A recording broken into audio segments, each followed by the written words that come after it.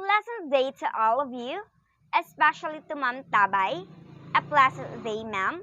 I am Vilyasorio May, and for today, we're going to discuss about non-representational art. So before we proceed to our discussions, allow me to read first our objective for today. So at the end of the discussion, the student will be able to first determine what is non-representational art. Second, identify an example of non-representational art. And lastly, the significance of non-representational art. So, what is non-representational art?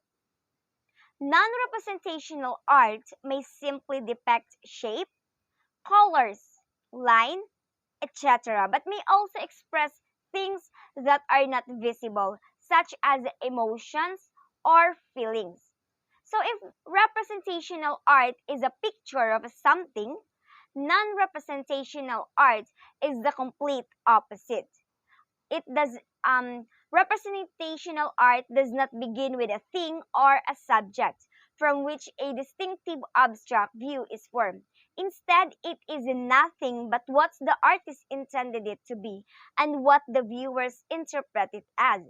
Non-representational art is a work that does not represent or depict being, a place, or a thing. So, example of non-representational art.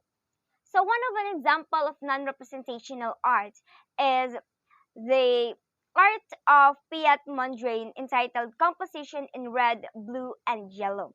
So composition in red, blue, and yellow marked a subtle turning point for Piet Mondrian practice, striving to achieve complete abstraction.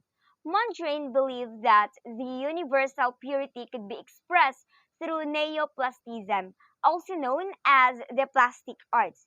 He sought balance through his work and worked extensively about compositional harmony. He scrutinized the placements of colors, size of shape, and qualities of surfaces in his work, all with hope of achieving stillness in his work.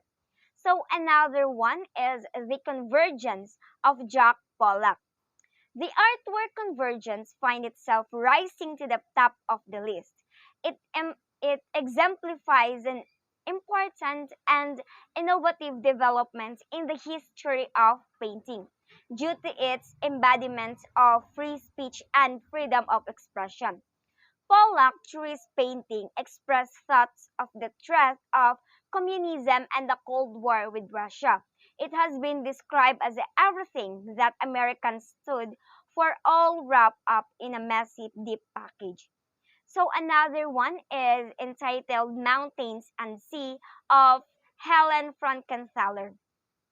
So at the interstices of abstract expressionism and color-filled painting lies Frankenthaler's Mountain and Sea.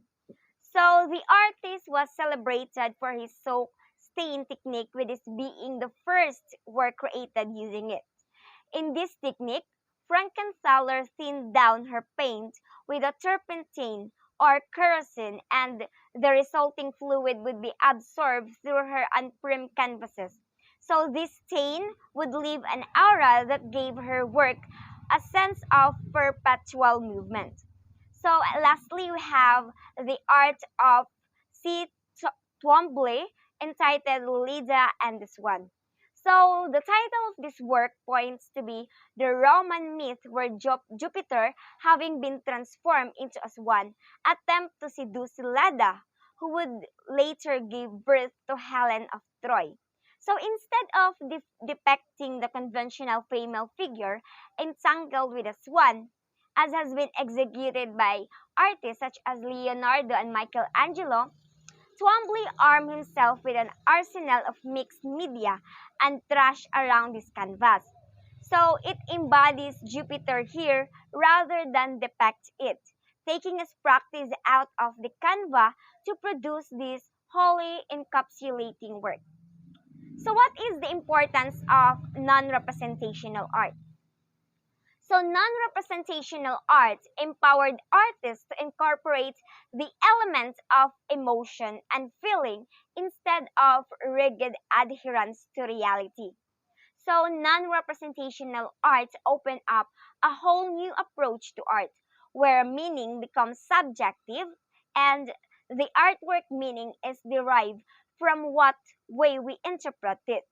Some people may not like non representational art because of the freedom of interpretation that it offers to the viewers. Non representational art is important because it helps us recognize the intangible nature of many things that we experience in the world. Without it, we have no way to express or observe concepts that may not manifest in material form. That would be all of my reporting, and thank you and God bless everyone.